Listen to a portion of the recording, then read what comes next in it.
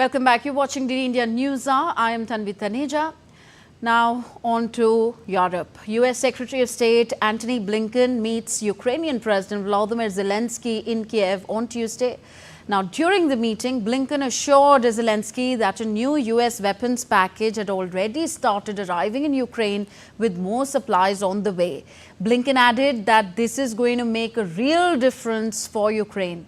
Meanwhile, Zelensky lauded the crucial US aid and said that Ukraine needs 2 air defense batteries for the northeastern city of Kharkiv being pummeled by the Russian airstrikes. This is a surprise diplomatic visit of Antony Blinken designed to underline the United States' continued support for Ukraine.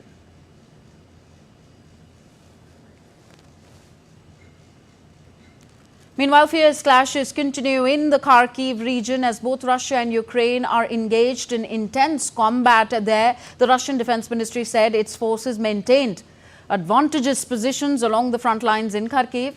The Russian military destroyed multiple targets in the border town of Vovchansk near Kharkiv. It also repelled Ukrainian offensives from various directions.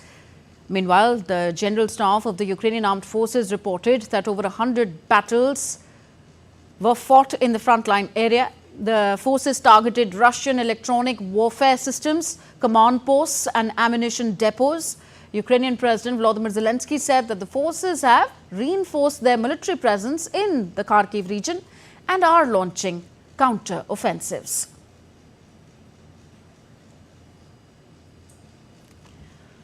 And DD India's Megumi Lim joins us from Kyiv for more on the ground situation. Megumi, given the recent setbacks faced by Ukraine and the continuing Ukraine-Russia conflict, how important is Blinken's visit as a morale booster for the Ukrainians? Well, his visit is definitely a morale boost for people in Ukraine, but I believe it takes more than a visit these days to boost the morale here of the people here in Ukraine as the conditions and the situations on the battlefield gets tougher and tougher for Ukrainian troops. This is Blinken's 4th visit to Kyiv since Russia launched its full-scale invasion more than 2 years ago. But this is his first visit since the US Congress approved additional aid for Ukraine. This is going to be a 2-day visit for him where he will be discussing the current battlefield situation. But more importantly and more urgently, he will be discussing with Ukrainian top officials on how to turn the tide of the war in Ukraine's favor and take back the initiative for Ukrainian forces as they continue to struggle on the front lines. But since the U.S. military aid has been approved, they will be talking about how to use these new weapons deliveries in Ukraine's advantage. Now, as you mentioned earlier, President Zelensky has already met with Blinken this morning, where Zelensky thanked Blinken and the United States for this additional military aid, but he stressed the importance of getting this additional assistance to Kyiv and to the front lines as soon as possible. And he also stressed the importance of more air defense systems, especially for Kharkiv and the greater Kharkiv region, as it is coming under intensified Russian attacks, especially over the past few days.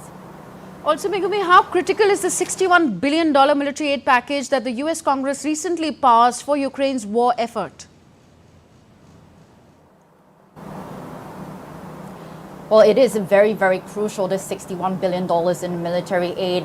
This is something that Ukrainian troops have been waiting for a long time. But the current battlefield situation does raise the question of how much the delays have exacerbated the situation on the battlefield. As you mentioned earlier, we are seeing intense fighting going on in Ukraine's northeast region after Russian forces launched an incursion into Ukraine's Kharkiv region last week. The latest report we are seeing is that there are more than 30,000 Russian troops engaged in battle and taking part in this renewed assault in the northeast. And so far, Russia has claimed to have taken at least 9 villages so far, and thousands of people have been evacuating from these border areas, and many people have continued to evacuate westward towards the closest city, which is Kharkiv city.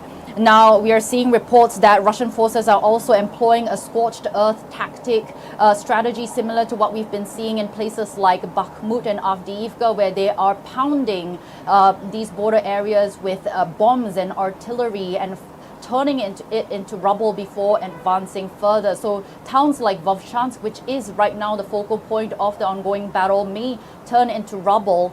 And also, if Russian forces advance further, Vovchansk may be the first major settlement to be reoccupied by Russian forces, even though it was liberated in September of 2022. Now, the Russian aim is to try to use this time window where Ukrainian forces are waiting for more of these new weapons deliveries to arrive from the United States to hit hard at Ukraine as much as possible. Megumi Lim in Kyiv, thank you for those updates. On to the other conflict raging in West Asia between Israel and Hamas. Heavy fighting is underway both in South and North Gaza. Israeli forces pushed deep into Gaza's northern edge on Monday to recapture an area from Hamas, while in the south, tanks and troops pushed across a highway into Rafah.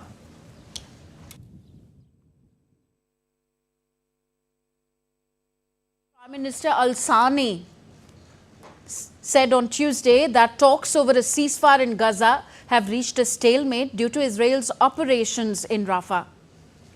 Earlier, Israeli operations in Rafah have closed a main crossing point for humanitarian aid from the border with Egypt.